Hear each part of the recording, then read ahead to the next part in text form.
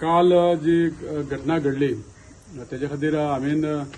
पुराय चौकशी केली आमच्या कदंबाचो एमडी कडून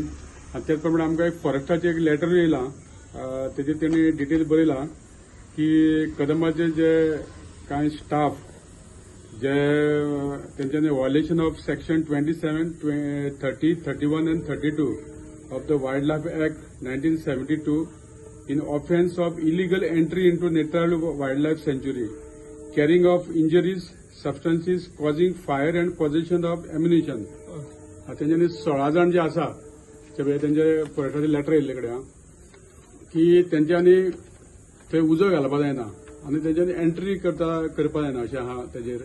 कारण हांवें खबर काडल्या त्या प्रमाणे जे 6 जाण आहा ते वायल्ड लायफ सेंच्युरी भितरूच रावता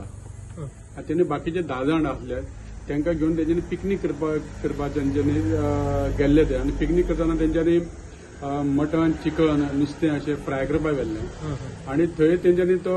थंय उजो घालून ते शिजोवपाक सोदताले सो फॉरेस्ट एक्टा प्रमाणे ते उजो घालपा जायना एंट्री करपाक परमिशन घेवचें पडटा ह्या अंडर तेंचेर सेक्शन लावन तांकां काल तेंचेर कंप्लेंट जाल्या आनी फॉरेस्ट डिपार्टमेंट फुडली कारवाय तेंचेर करतलेच पूण आयज ते सकाळ फुडें ड्युटीक जॉयन बी जाल्या मडगांव डेपोन सो हांव मडगांव डेपोचो इंचार्ज ताका विचारल्या बरोबर तेणी सांगलां की सदा भशेन ते ड्युटीचेर जॉयन जाला काल तांकां सुटी आसलेली सो आता तेंचेर एक्शन हे कायद्या प्रमाणे फॉरेस्ट ऑफिसराची कितें आहा तेंचे ते कायद्या प्रमाणे एक्शन घेतले